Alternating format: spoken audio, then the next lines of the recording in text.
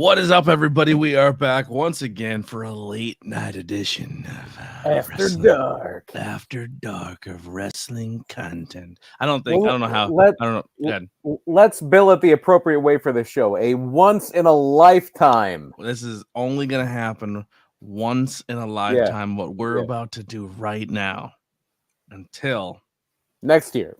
Until we do it again, until you do it again, So I don't know how much love we're gonna get here tonight. It is late, and we are right in the midst of Mania weekend. This is kind of the biggest is happening. And everybody in the wrestling world, except us, BP, is in LA. Everybody's over there. Well, next year it's going to be a little bit closer. Next year is going to be a little bit closer, a little bit more familiar territory. Yeah. What do you think the roadmap is going to look like for next year? Do you think the city of Philadelphia runs a lot of shows? Do you think there's going to be a lot of stuff over the bridge? It'll a lot of stuff will be over the bridge. I'm going to guess the Collective will most likely be in, if not Atlantic City, probably Atlantic City, but if not there, definitely over the bridge to avoid the Pennsylvania State Athletic Commission. In town, you'll have like the WrestleCon stuff. If AEW is still running Ring of Honor, the Ring of Honor show will be there. Impact usually runs a joint show with New Japan that will likely be in the city or in Pennsylvania adjacent. I'm going to guess the 2300 Arena will be hopping. There's going to be a lot of stuff there, but you'll have your fair share of stuff in Jersey. And just because independent wrestling, even though the independent scene in Philadelphia isn't what it once was, I will be shocked if Icons doesn't do an Icons thing for WrestleMania weekend. It would be dumb for them not to, and they're not dumb people. I think just the vibrance of the PA, New York, New Jersey, Delaware scene, like anybody's going to try to run, even if it's not in the city. Why wouldn't you try to run an hour away? Why wouldn't you try to run in Delaware? Why wouldn't you try to run in Jersey or even in like Allentown or I'm thinking Free Legacies. We've met Ricardo, awesome guy, Ricardo Rodriguez. He's doing his own thing in Lancaster now. Lancaster's not that far from Philly. Why wouldn't he run a show?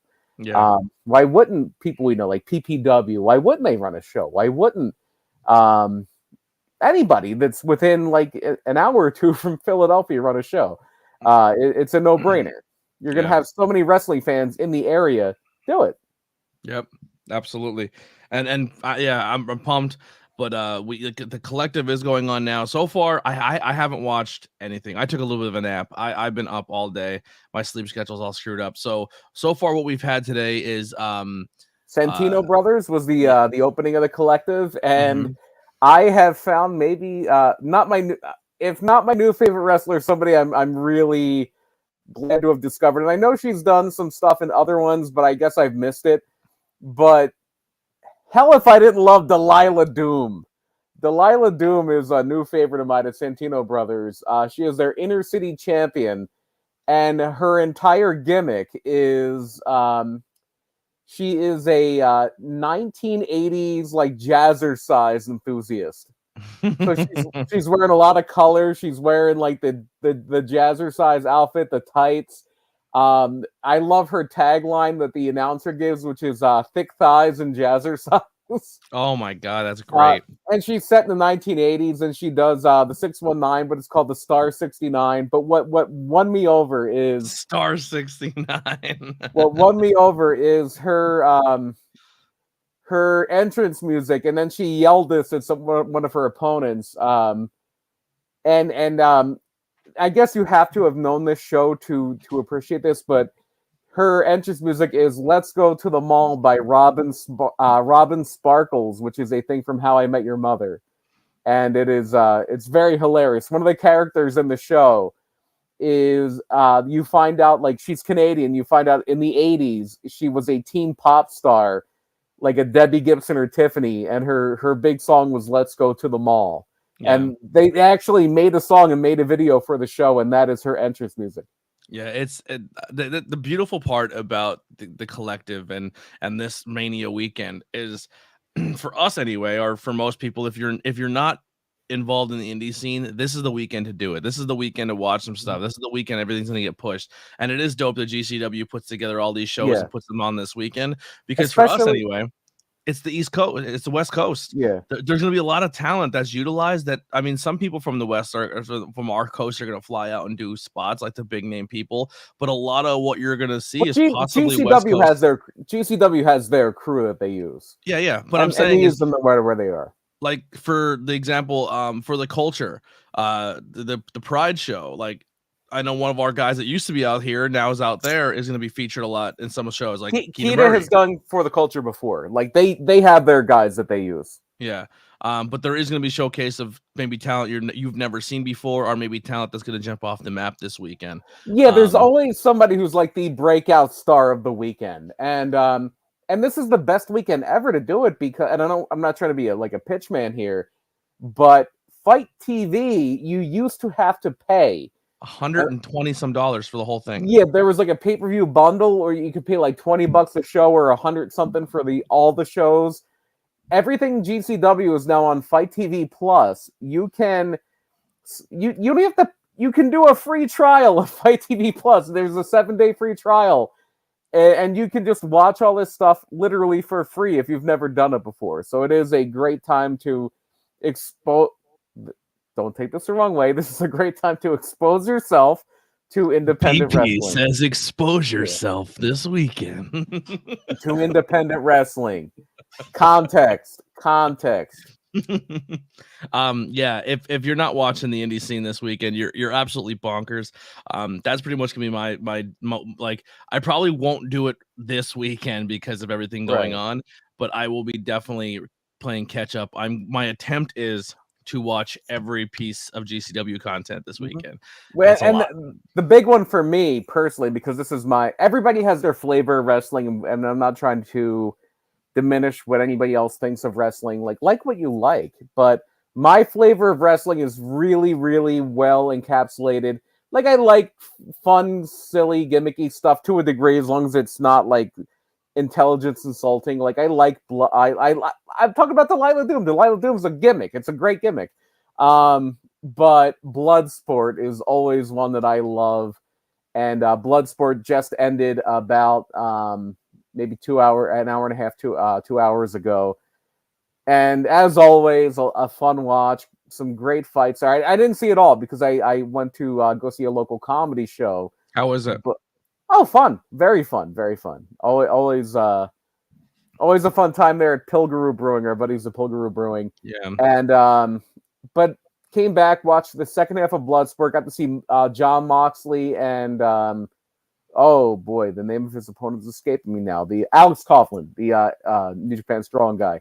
Got to see Davey Boy Smith. How was that match? Good, very good. I'm kind of. It sucks that the way everything went down, because that match was originally slated to be John Moxley versus Davey Richards. Yeah, it was. That would have been interesting to see. Alex Coughlin is an up and comer, though. Somebody you're going to hear a lot about. Very, very, very suitable replacement. Obviously, Davey Richards is as good as it gets wrestling wise, and I would have loved to have seen that fight, but good nonetheless. We also had Davey. Speedball had a match. I did not see that one. That was something I have to go back and watch after this. I did not see the women's match. I think it was Marina Shafir and Killer Kelly. I know Killer Kelly was involved. I did get to see Johnny Bloodsport again. Johnny Bloodsport was involved. I did get to see the two main events, or the big main event was Josh Barnett and B Stole My Beating Heart, Timothy Thatcher. Oh, I love Timothy Thatcher. How good was that fight? So good. So good. Wait. So definitely worth going out of your way to see. And it's not like you'd have to go out of your way either. But yeah. So a lot to do this weekend. Yeah, and if you are staying up late and you have nothing to do, I'm not staying up this late. No. Head over to Fight. So what you have coming up here at 11:59 p.m. their time. Our time would be like 3 something. 2:59 in the morning. Yeah. Or no. 11 o'clock our time is DDT. Yeah. So DDT is happening very soon. That's happening like 13 minutes. Yeah. Yeah, and then later on tonight is going to be For the Culture. Then tomorrow is going to be Jimmy Lloyd's Degeneration F, DDT versus GCW, Joey Janela Spring Break, Emo Fight, which I'm really excited for. Joey Janela Spring Break is, including WrestleMania, might be the show of the weekend. Yeah. Then Saturday will be Effie's Big Gay Brunch and Gringo Loco's World on Lucha. And then Sunday will be the Indie Wrestling Hall of Fame. And then you pile that up with Impact, New Japan, and NWA's Multiverse show. Then you pile that up with, I believe, NXT. Then you pile that up with ROH. And then you pile that up with WrestleMania Night 1 and Night 2. An embarrassment of riches. But just to talk about Spring Break real quick while we're on this show is so loaded. We have Joey Janela, who gets a bad rap and who's going to turn a lot of heads this weekend against Kota Ibushi. That match is going to be worth going out of your way to see. You're going to have Speedball Mike Bailey and El Hijo del Vikingo, who just had a big match with Kenny Omega on Dynamite. You're going to have the DLC brass ring match. It's a DLC match, and that doesn't mean you have to pay extra. It's a doors, ladders, and chairs match, and it's going to have like Jordan Oliver, Commander, Tony Deppen, Billy Starks, and that it's like an 8-person match. That's going to be incredible. Ladder match, grab the brass ring. You're going to have Team Bussy. Our boy Deppen is also wrestling in the GCW versus DDT show. Oh, nice. He's teaming up with Homicide, and I'm gonna butcher this, so I'm very, very sorry, to take on, and it looks like the co-main event, Jun Akiyama. You got that one right. And Tahitsu Indo. Sure. Yeah. Jun Akiyama is an old school All Japan guy. That is awesome. And then back to Spring Break, you also have the very vaunted Team Bussy, Effie and Ali Ketch against for one night only. They're saying once in a lifetime. Let's fit the theme of the show. Once in a lifetime. Team Maki Death Kill, Nick Gage and Maki Ito. What's going on, everybody in the chat? Oh, speaking of and the clusterfuck too. I think the clusterfuck is still going on. I hope so. I don't know. Well, Murder Death Kill has been murdered, and it's no longer that. It's now Masha Death Kill. Murder Death Kill has not been murdered.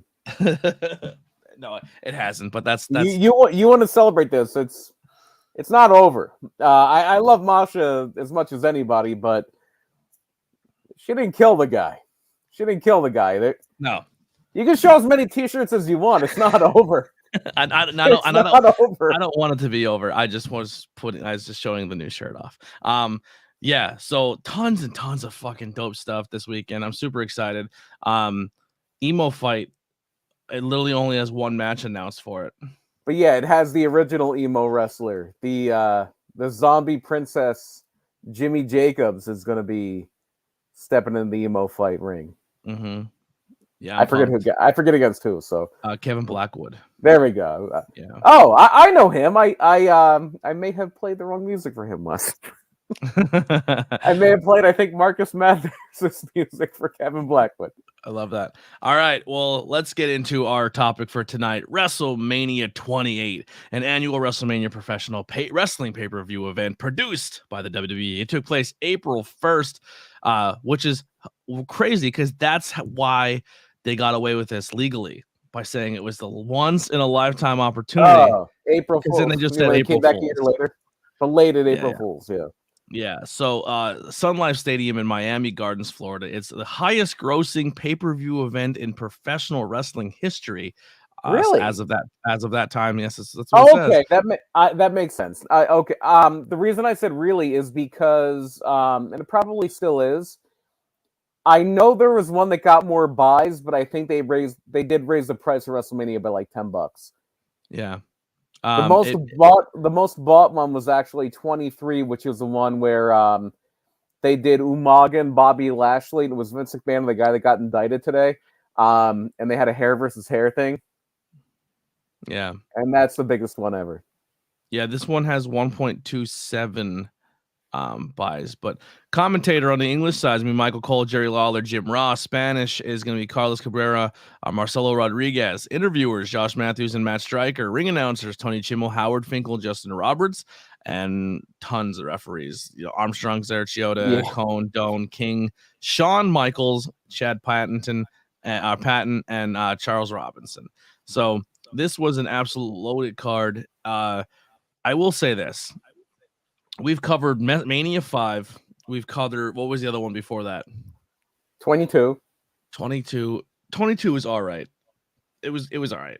5 storyline was fun, but the wrestling itself, meh. I enjoyed watching 28. 28's a good show. 5 was very of its time. 22 was decent. 28 is a good WrestleMania. It is a high. Maybe one. That would be a fun thing to do. Maybe as a post WrestleMania show. We don't have anything planned for next week, do we? No. Are you familiar with the tier list concept?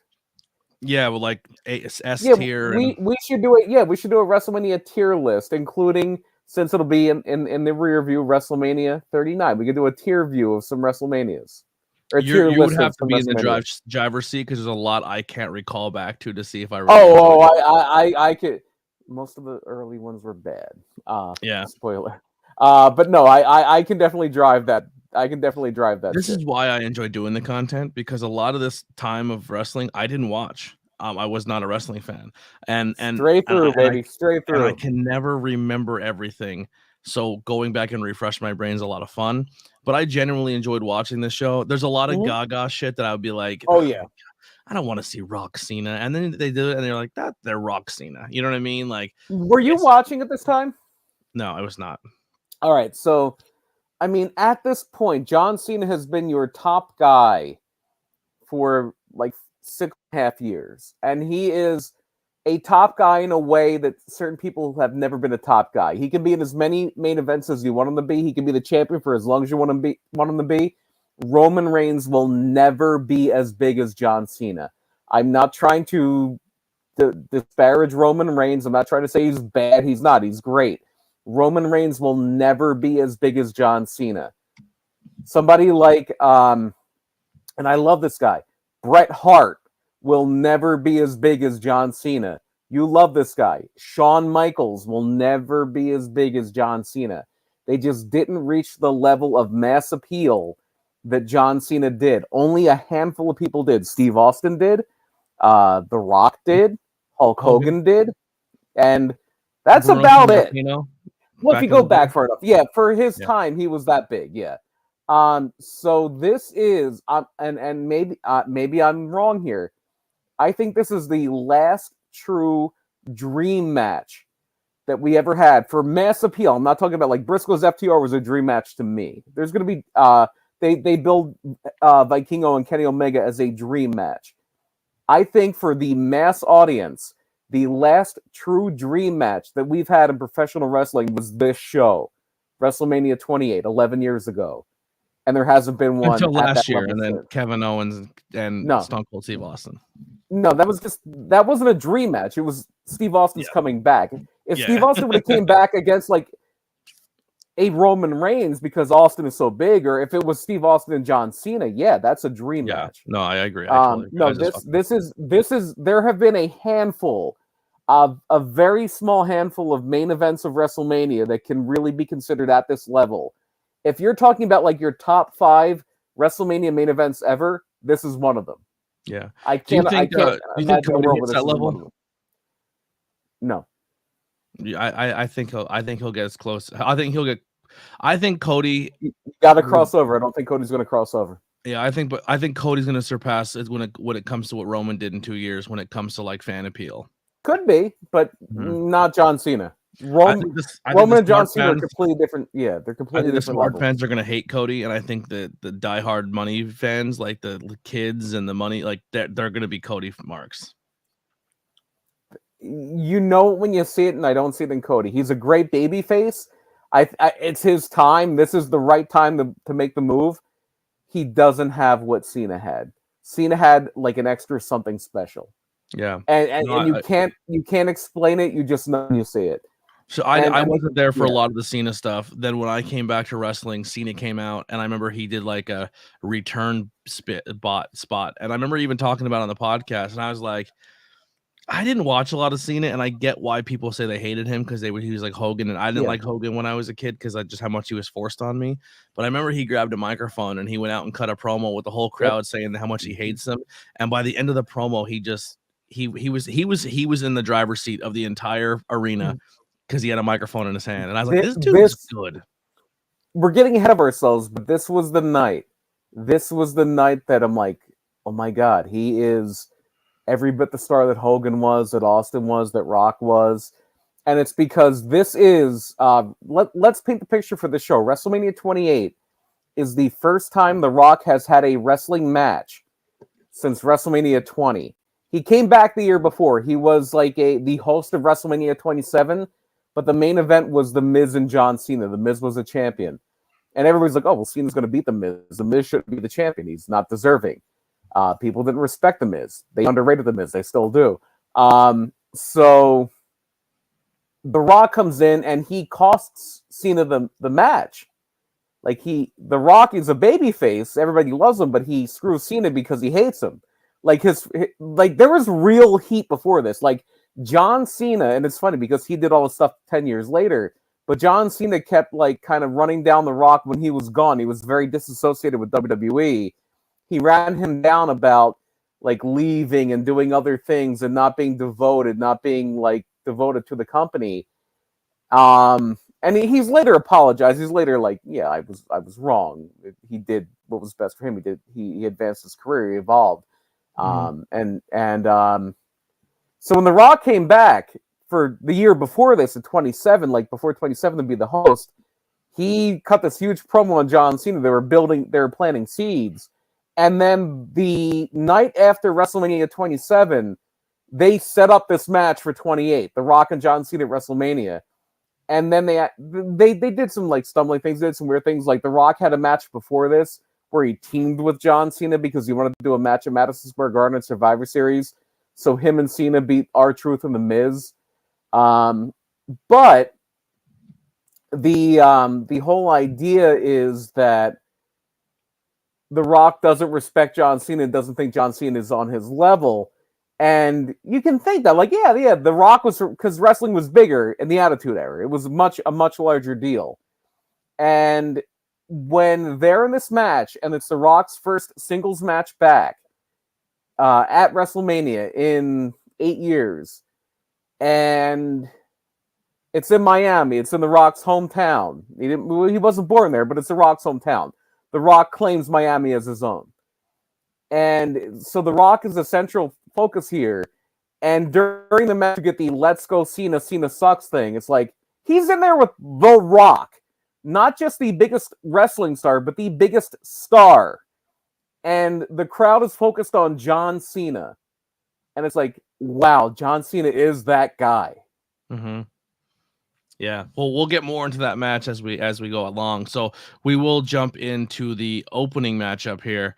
It's going to be one of those matches to call back to last week, where our discussion is going to be quicker than the match itself. Well, there was a pre-show match. The Primo and Epico, the champions, will take on we'll take on Justin Gabriel and Tyson Kidd and the Usos. So the Usos right now are a opening card team for a triple threat match with WWE Tag Team titles. All tag teams were opening match at this point. Yeah, they did not respect the tag division. Match got 5 minutes and 2 seconds, and it was and Primo and Epico have retained the title. Now our first match of the card is, you look on paper and you're like, wow, Sheamus versus Daniel Bryan for the world heavyweight title. Yep. To open the show, the world heavyweight title goes out there. And the Royal Rumble winner, Sheamus. Sheamus had just won the Royal Rumble. Bro kick 1, 2, 3. It's over. 18 seconds. Well, first, Daniel Bryan is the champion here. He is he had cashed in his Money in the Bank and won the title. And he has his girlfriend in his corner, AJ Lee, who is now Mrs. CM Punk. And that's what's on the marriage certificate. Yeah. She actually has a book. Like, she had a book, and I never read it, but I've heard it's good. It's about like kind of adapting your mental illness to suit your circumstances. Mm-hmm. It's called, I believe it's called "Crazy Is My Superpower." And but no, like she gives Daniel Bryan, and she was super entertaining. She was incredibly great on the mic. She had a great character. She played like the crazy girl, the crazy girl that everybody was kind of into. And yeah, Bryan gives her a kiss, turns around, it's a bro kick, it's over.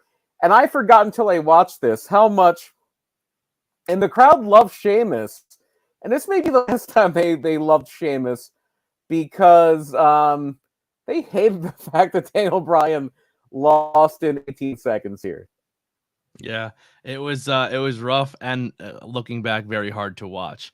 We won't spend too much time on it, because why?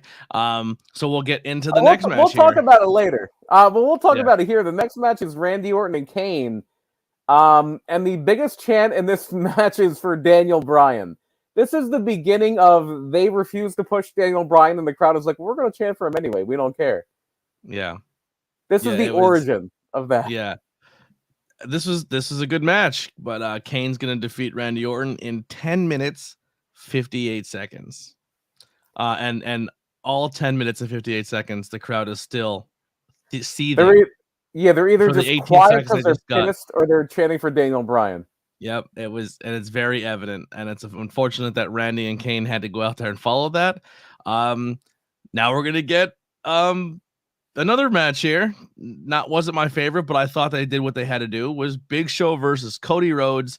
Big Show defeating Cody Rhodes for the Intercontinental Championship. And the story here is Cody Rhodes has been a very long reigning Intercontinental Champion. I forget exactly how long, but and I think they even did a thing at like TLC where like he had a tables match with the Big Show, and they did a thing where Big Show like stepped off the apron and his foot went through a table, so he lost, or maybe that was after this. I don't remember. So ridiculous. But the whole story here is that the Big Show is a WrestleMania choke artist. I think at this point his record at WrestleMania was something like 2-8, like including the sumo match he lost to Aki Bono, including the time he lost a handicap match to The Undertaker. They show a thing of his first WrestleMania match, which I was at 15 against Mankind. He lost by DQ. So this is supposed to be Big Show's WrestleMania moment, winning the Intercontinental title. And the crowd still not back into it. Yeah, they're not really caring. They're still mad about Daniel Bryan. Yeah. And you're really going to hear this in the next match. Yep, this is where still women's wrestling was not treated with the respect it deserved. Very much the Divas era, yes. Yeah, and it's going to be Kelly, Maria Menounos, Menounos, Beth Phoenix, and Eve Torres, and Kevin Kelly and Maria are gonna get the Kelly. I know, I'm fucking with you. Are gonna get the pinfall here. Funny bit in this match that was my favorite, one of my favorite things on the show. Yeah. So this is also the kind of height of the celebrity involvement in WrestleMania, because as I'm sure some people know, Maria Menounos is not a wrestler. And the year before this, WrestleMania 27 is when Snooki was involved in WrestleMania. Maria Menounos is a media personality. She was on the show Extra. She always did like a lot of TV stuff. She was involved in something called After Buzz TV, which is where Sonya Deville got her start before she was on Tough Enough. I'm sorry if I'm distracted. I do have on mute the DDT show, and the blow up doll has entered. I forget her name, Yoshihiko or something like that. The blow up doll, who was the Iron Man heavy metalweight champion, has entered the building. The biggest star of the weekend. But Maria Menounos, not a wrestler, huge wrestling fan. And then Eve Torres, Beth Phoenix, are the heels here. Eve Torres is in the midst of a heel turn. And so the thing you're talking about is that they do the stink face spot on Eve Torres in the corner. They do like a double stink face, Kelly, Maria. But Maria Menounos is wearing white pants. She is very proud of her Greek heritage, and she's wearing Greek colors. She's wearing mostly white with like a Greek flag top. But her mostly white pants, when she does the stink face, Eve Torres's bronzer on her face winds up rubbing off on the white portion of her tights, and it looks like Maria may have had an accident during that. Crazy. To put it nicely, yeah. Yeah. Just a stupid spot. But yeah, that match. But here's the deal too. None of these matches that we talked about here are bangers, but they're not terrible either. No, that would have been fine on Raw, and it gets bumped up because this is at the point where if you are any sort of a celebrity, WWE is going to come knocking at your door, and Maria Menounos certainly was. I didn't hate Kane and Orton. I didn't hate Big Show Rhodes. They weren't horrible matches, but we're just saying how it was. The crowd was still upset by the opening. Yeah. I'm thinking about me at the time. I'm like, yeah, I'm still mad they fucked over Daniel Bryan. Yeah. That was me. And that would be a theme for WWE for the next 5 years. Now, this is the match here that will eclipse, I would say, a good portion of the pay-per-view, at least for me. It did got the longest run time of the card. Triple H versus The Undertaker in a Hell in a Cell with Shawn Michaels as your ref. End of an era. End of an era. And they do get the crowd back, and they deserve it. Yeah, it's great. I'm surprised you like it. Why is that? Because of how much you hate like the Johnny Gargano thing of, okay, they just shot the guy in the head and he kicked out at 2. They do that to the Undertaker 10 times here. Like Undertaker should have lost this match 8 times over. The difference is he's the Undertaker. It's the Undertaker. Yeah. It's the Undertaker. Of course it is. Yeah. And the other one is, and I love Johnny Gargano, but I have a hard time watching Johnny Gargano eat 100 finishers. Yeah, it's the Undertaker's right answer. It's an amazing match. I'm trying to like give you some crap here, but yeah, this is an incredible match. The story is, of course, the Undertaker ended Shawn Michaels' career, and the year before this was Triple H and the Undertaker won, which was not Hell in a Cell, and Triple H falls just short. Like, he beats the Undertaker so much, the Undertaker has to be carried out. But the Undertaker wills his way to win the match anyway. It's like it's over, but the Undertaker catches him in that submission. And the Undertaker didn't wrestle at any point between that WrestleMania and this WrestleMania. He cut all his hair off. That's why you have Mohawk Undertaker here. And now the deck is completely stacked against the Undertaker, where it is Triple H in the cell with his best friend as a referee. Michaels even, and a lot of the matches Michaels, and Michaels does a great job just selling the anguish, selling the pain of like, should I stop this for the Undertaker? Should I essentially Montreal Screwjob Taker and give it to my boy? Yes, I have the power to end the streak myself. Should I do it? Even to the point where he gives Undertaker the super kick at one point and then is like agonizing over it. But yeah, an incredible match. And I think and it didn't happen, but if this would have been a thing where like Triple H, Michaels, because they all wrestled, even Michaels wrestled after this. They all wrestled each other with Kane in Saudi Arabia many years later. Got that blood money. Because they call us end of an era. If they would have all said at this point, you know what, we're done. We're never getting in the ring again. This probably gets remembered as like an all-time great, memorable match. Oh, completely agree. Yeah. That should have been the one where maybe they all hung their hats up. Yeah. But then I wouldn't have. I was at the WrestleMania after this. I was at 29. If we didn't have CM Punk and The Undertaker at that, oh man, that would have been a tough watch without that match. Yeah, that match was like the only good match on that show. Then we have a 10-minute and 32-second match coming up here where we're gonna have. We have the Hall of Fame too. We have the Hall of Fame with like Edge and the Horseman. I forget everybody that was in it. Edge was the main event. The Horsemen is interesting because it's Ric Flair, Arn, Tully Blanchard, J.J. Dillon, and Barry Windham. But Ric Flair was under contract to Impact at this point. He had left to go to Impact. This is where people are kind of speculating. We'll kind of today's time this, where people are kind of speculating in rumors that Gangrel is going to come out with Edge at this show. Well, Gangrel wouldn't be the problem. It would be Christian. Yeah, so people are saying that, does Christian show up? I think it's not a chance. No way it happens. But they're saying if anyone can do it, Christian has worked multiple companies before. He has, even under AEW, he worked Impact. When he was in AWWE, he worked Impact. Is this the moment where the shot, like, there's an agreement made and Christian shows up to be a Brewery night against the Judgment Day? I say no. It would be a dope moment, but I don't think it happens. Probably not. But these things are never. It's not will Christian do it? Yes, he will. I don't know Christian. I've never met the man, but yeah, he would do it.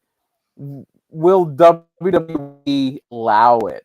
Like, there's that whole talk about when they did the Raw 30th anniversary in last January, or this January. No, it was this January. It was a few months ago when they did the big DX reunion. Like, I guess they wanted Billy Gunn. He said, yeah, Billy Gunn can come. Just mention he's part of All Elite Wrestling on your show. And they said no. Now, are they going to be willing to do that at WrestleMania and say, there's All Elite Wrestling's Christian? And if they're not willing to do that, then AEW is probably going to say that no, he's under contract, else they can't have him. Yeah. So the question is WWE willing to make that concession? Probably not. That's what I think too. I don't think it happens. It would be dope. I think it'd be cool to have the 3-on-3 aspect there, just to kind of even the odds of Judgment Day. But yeah, this is where today's times is kind of blending in with the Mania we just watched, because this is a moment where WWE made a deal so they can get Flair for this Hall of Fame. Yep. I'm sorry. I just watched a blow up dog get powerbombed on a floor. You're good. You're good. So before we go to the next match, you also have a backstage segment where Heath Slater, who was not on the card, is trying to beg Flo Rida for a spot, and we have both met Heath Slater.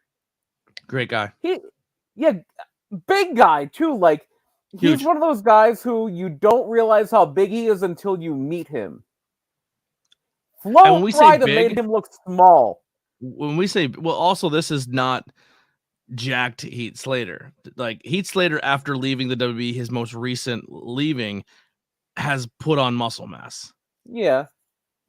But even without the muscle mass, he's a tall guy. Yeah.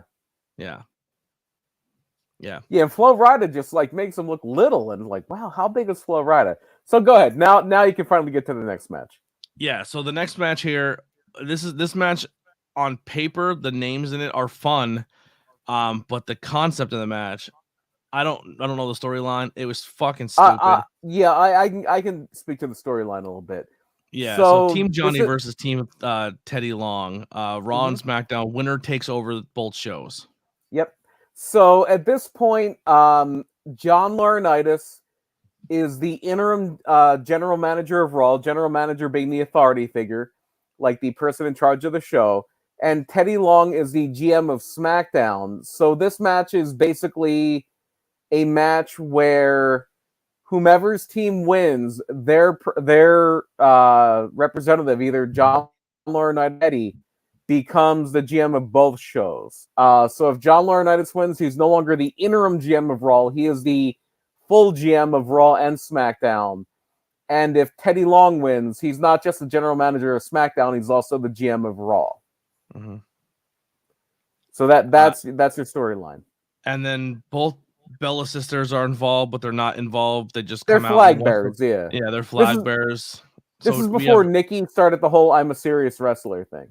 Yeah. So Team Johnny's going to be David Ortega, Dolph Ziggler, Drew McIntyre, Jack Swagger, Mark Henry, and The Miz, with Brie Bella and Johnny Laurinaitis and Vicky Guerrero.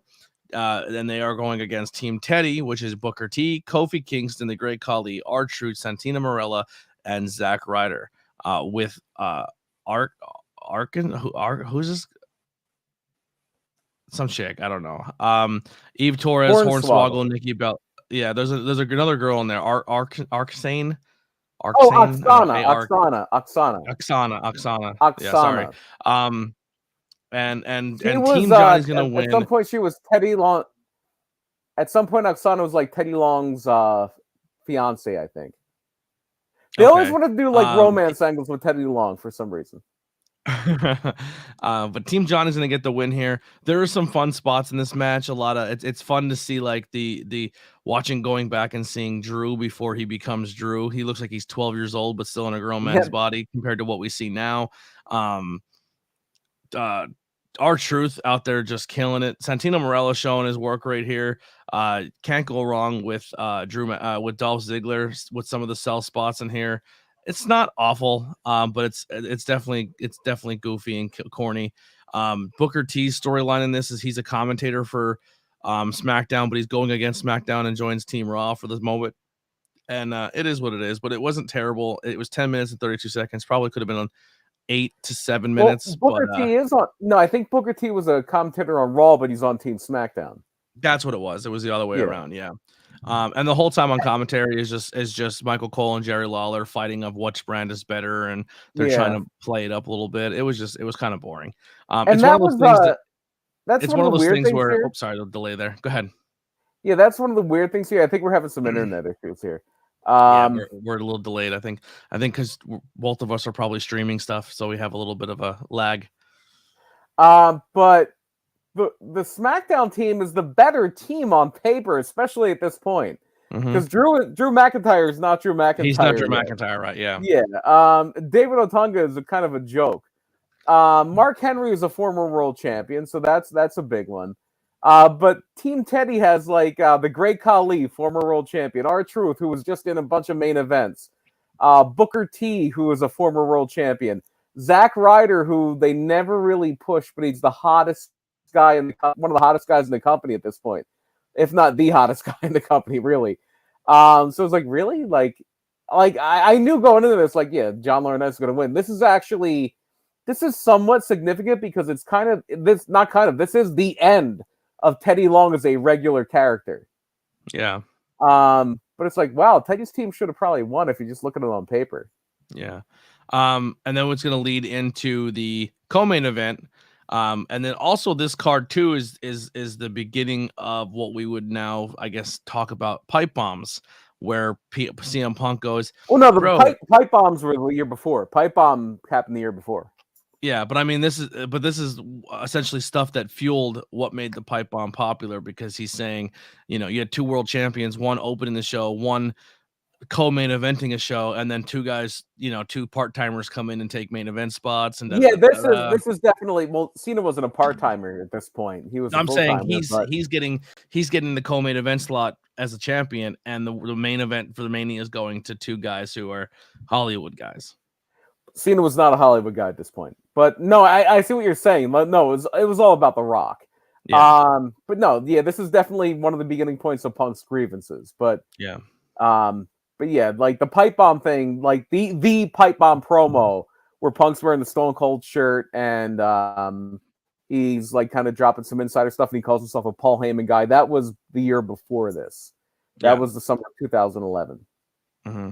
And then so we're gonna get CM Punk, and his the stipulation that was added was if he gets disqualified, he would lose the championship, because Johnny is saying that you can't control your temper, and Johnny essentially is saying, like, now I'm your boss and I control everything, and pretty much I'm gunning for you. Which it's backstage they were not fans of each other. No, they were not, and even on TV they had the first time you have Laurinaitis as a TV character is the match where Punk wins the title from Cena the year before at Money in the Bank, and he like leaves with the title. Laurinaitis comes out to stop him, and then that kind of was what started making Laurinaitis a character. And yeah, they didn't do a whole lot with that after this, because really, it's funny. After this, Laurinaitis' main gripe and main feud was with Cena. But they did have a little bit of it. But by SummerSlam, Punk is actually a heel. And they're doing something completely different. Yeah. But CM Punk is going to get the win here over Chris Jericho by submission. Good match, but you can definitely tell on CM Punk's face after this match is over and going into this match and just his attempt to get the crowd. He's out there to prove a point. Yeah. He should have been higher billed, and you can tell it pissed him off that, a world champ went out and lost in 18 seconds and he's co-main event, and he felt he deserved more. It's written all over his face, and what we know now of what his complaints and grievances were, he's out there. You can tell he's wrestling with a chip on his shoulder. Oh, totally. And this is also, we're very early on. Like, I remember watching this, I'm like, oh yeah, Jericho gonna beat Punk, and then Punk will win the title back. But no, Punk wins. And also, this is very early on in the big Punk reign, which up until this Roman reign, I guess you could say, up until that, this is the longest title reign in forever. Punk, this is in 2012. Punk won the title at Survivor Series 2011. He kept the title until Royal Rumble 2013. He is the WWE champion, which is the Raw champion. Like, there was a SmackDown title too, which is what Sheamus has. But he is the champion for the entire year of 2012. Like, it is a long-standing thing for him. Yeah, I by the way, I fucking hate the title. I think it's so stupid looking. Oh, the spinner, yeah. I hate it. Fucking. By the way, that's a big rumor right now, is that Triple H has authorized a new title. Yeah, that we're talking about a possible new title, and also the rumor of what's the other rumor that we're talking about here? That Brian Cage. Brian Cage is supposed to be a rumor. There might be a rumor that maybe Jay White shows up. There's a rumor. I think some of that stuff will be Coda. I think is another rumor. Like, I've heard there's like things that they're WWE is confident they're going to sign both Coda and Brian Cage. Wow, this year that would be insane. What was the other rumor here? Does Roman? This is where that's where I wanted to go. Does Roman keep the title at Mania and then drop it at SummerSlam for his 1,000 days? I say no, but that's what people are. Don't overthink it. Yeah. Everybody's thought this for almost a year now. The Rock's gonna come back. Oh, this is gonna happen. Oh, I overthought of the points. Oh, he's gonna lose it to Drew. Oh, he's gonna lose it to Sammy. Does The Rock come out? No.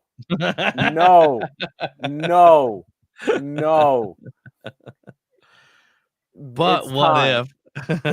It's time. There's a guy, we know who it is. The Anawais are the greatest ones of all, but wrestling has more than one royal family. It's time. And judging by his experience, it's earned. Like, it is time. It is the right guy. It is the right time. It is the right place. It is Cody Rhodes is going to win, as he should. I totally agree. Also, if you guys would like, come join us at digital.pro wrestling scorecards. It's completely free. And then when you sign up, you can join our faction, the ABJ faction. But WrestleMania is not open right now, but you have 7 hours to do Supercard of Honor. Metaverse is closed. Stand and Deliver, you still have time for that one. Yeah, I think that's Stand and Deliver, I believe, is going to be Saturday morning. Yeah. And then WrestleMania Hollywood opens on the 1st at 8 p.m. So I'm sorry, I'm very annoyed right now that somebody just beat a blow up doll. I'm very pissed off. I'm like people when Sheamus beat Daniel Bryan. Yeah. So come join us and play along. It's a lot of fun, and it's cool to see new faces in there, and especially when they do really well. I know that the last couple shows we've been having some cool little people to jump up in there and play along, and it's been a good time. But let's get to our main event here. I don't want to keep this super long because it is 11 o'clock at night and people want to watch stuff, so I am trying to rush through a little bit. But we have the Rock. That, Brodus Clay came out and told everybody to call their mom, and his mama came out and it was very dumb. Cool. So the main event happens. And The Rock will take on John Cena in a once in a lifetime. Twice. April I was there Fools. for the second one. It wasn't as good. The second one wasn't as good. I was there. Now, The Rock sustains an injury in this match, supposedly, right? Bad injury was in the one at 29 a year later. All right, yeah, but his the injury he got at 29 the year later was bad enough that he had to halt filming of a movie. So I don't know how bad this injury was, but the significant one that has kept him from wrestling since. Like this match, he wrestled Cena the year after this, and then the only match he's had since is the one he did with Eric Rowan at 31, where he just gave him the rock bottom and pinned him. He didn't take anything. Mm-hmm. So if he got an injury here, it was relatively minor. Yeah. But they're gonna go for 30 minutes and 35 seconds. And The Rock will defeat John Cena. You're gonna talk about false finishes galore here. It's a Cena match. They suck the crowd in, and they and it's one of the matches, man, where it was 50-50. It was like, man, people wanted to see John, some people wanted to see The Rock. The people who hated John Cena were like, this is gonna be the guy to take him down. The people who love Cena was like, oh, who cares about this guy? That's not my generation. Like it was that two generations clash deal. Well, it was in Miami, it's more of a partisan Rock crowd, I think, but yeah. And also WrestleMania, like the thing at this point is you have your core audience for WWE, which is very casual, and you have the audience that buys the tickets and goes on the internet that doesn't like him. So, like, people loved Cena, but even if the crowds booed him, and that's definitely a thing here. Like, they do the intros where, like, Machine Gun Kelly does a whole set of songs before Cena comes in, and then I hated that. Yeah, stupid. But Machine Gun Kelly goes in. Like, he's, like, talking about how The Rock's an egomaniac, and the crowd's, like, turning on him. And this started, like, a thing where, for a few years here, like, WWE fans hated Machine Gun Kelly. Like, a few years later, he does a promo on Raw, and then Kevin Owens power bombs him through a table, and people go nuts. Yeah. I think that was the point he was dating Tennille Dashwood, Emma. But, yeah, he came back later and got beat up. But yeah, it was definitely a thing where this crowd is like 80-20 for The Rock. I don't think it's as partisan as you're letting on. Yeah. Were you shocked when The Rock walked out here as the winner? No, because they had that whole edict of WrestleMania that you have to send the crowd home happy. Cena's not a champion. I would have been more shocked if Cena won. Yeah. Especially now, like you didn't know then that they're going to do it again a year later, but there was talk. Like one of the things we didn't talk about this is another thing that's very eventful is what happens on the Raw after this Mania. The next night, and word started trickling out around the time of this Mania, like word was starting to leak. Cena comes out at the end of the show on Raw the next night, and he's doing this whole big speech, like saying like, basically, I'm going to overcome this. And he does the whole thing, and then you hear some music you haven't heard in a long time, because the Raw after this, you know who comes back to WWE? Batista? Brock Lesnar. Oh, Lesnar comes back. Oh, yeah. This is where fresh off the UFC. Like, he had, I think, this was of 2012, December of 2011, like maybe 5 months earlier, is when he had his last UFC fight with Overeem, where Overeem just kind of took him apart. He hit him with some body shots, and Brock just kind of shut down. And I mean, this is Brock freshly coming off that, I can never pronounce it, the diverticulitis. Yeah. Not right off, because he had the Carwin fight where he won, even though he definitely wasn't 100%. Then he lost to Cain Velasquez. Yeah, and then he had the fight with Overeem. Overeem knew he had those issues with. And Overeem was a kickboxer. He targeted the body. He was probably roided off his head. Oh, yeah. I mean, yeah. Well, then Lesnar repaid it back to the company when he came in and beat Mark Hunt Mark when he Hunt, came yeah. in when he came in so juiced up that the cup melted. Yeah. But yeah, so this is like, yeah, they definitely, and Brock would be like in and out at that point, because after that they did a whole thing with him and Triple H where they did a trilogy. Is this where he comes back and just destroys and squashes John Cena? No, that was later. Brock comes back and he beats up Cena, like comes in and just F5s him and kicks his hat. And then they do a match at Extreme Rules at the next pay-per-view, and Cena wins. Like Brock does this big dive and Cena punches him with a chain and knocks him out and pins him. Like, Cena won their first match. And then Brock comes back at SummerSlam and he beats Triple H. They do a thing at Mania where Triple H puts his career on the line and Triple H wins. That was the one I was at. That was 29 in North Jersey. Mm-hmm. And they do, it was a trilogy. Then they do a match at the SummerSlam later that year in 2013. And Triple H wins, Brock wins that one to kind of end it.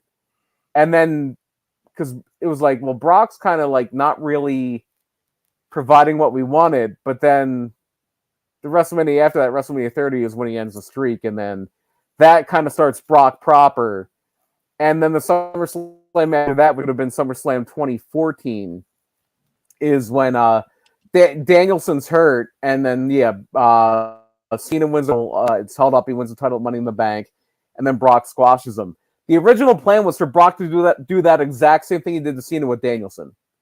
Mm-hmm. Like Daniel Bryan was going to get this big miraculous title when he was going to be the champion for like 6 months, and then Brock was going to wipe the floor with him. That was the plan. Yeah.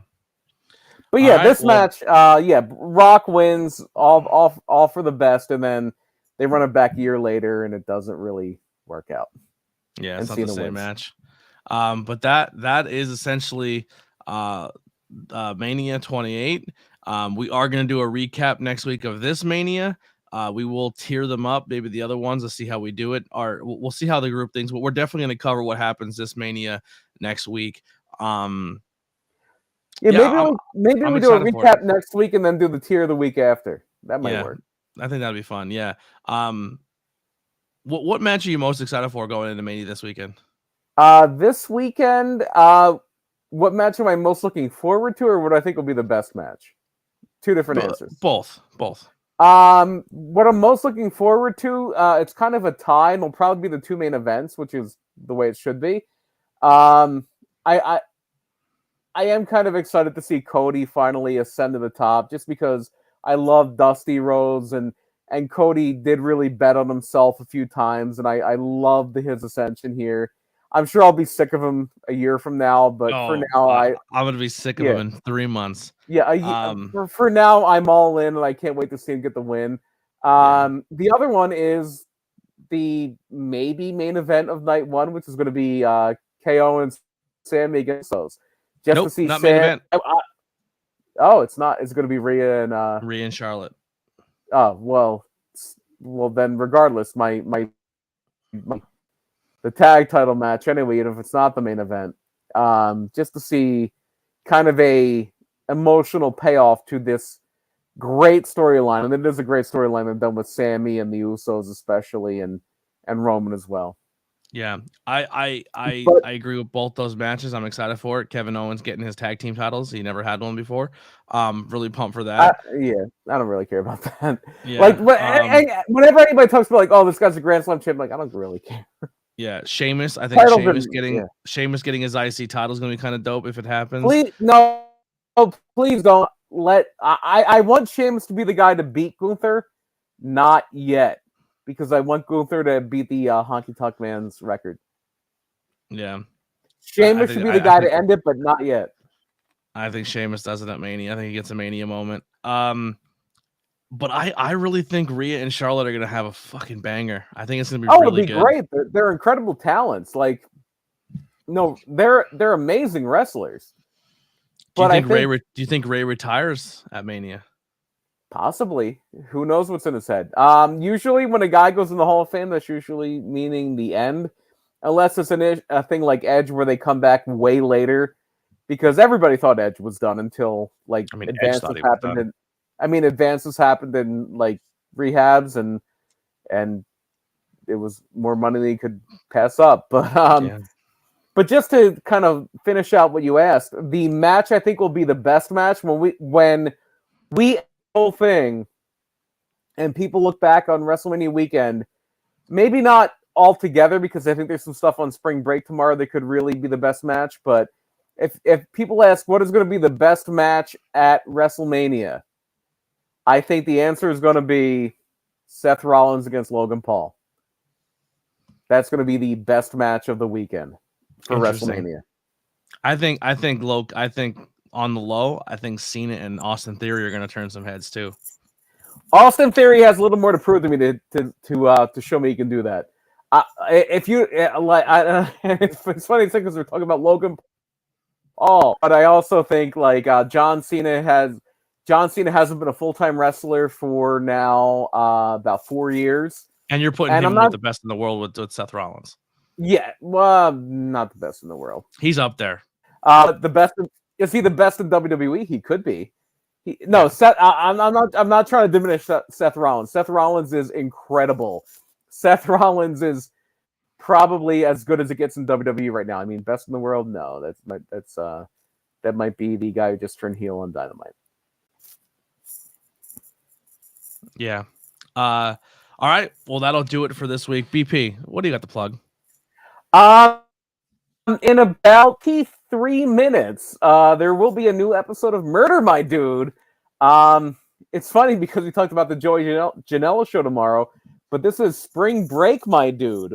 We have a story from Texas and Mexico in 1989 where somebody went down for spring break. A pre-med student at the University of Texas. They went down and they didn't come back.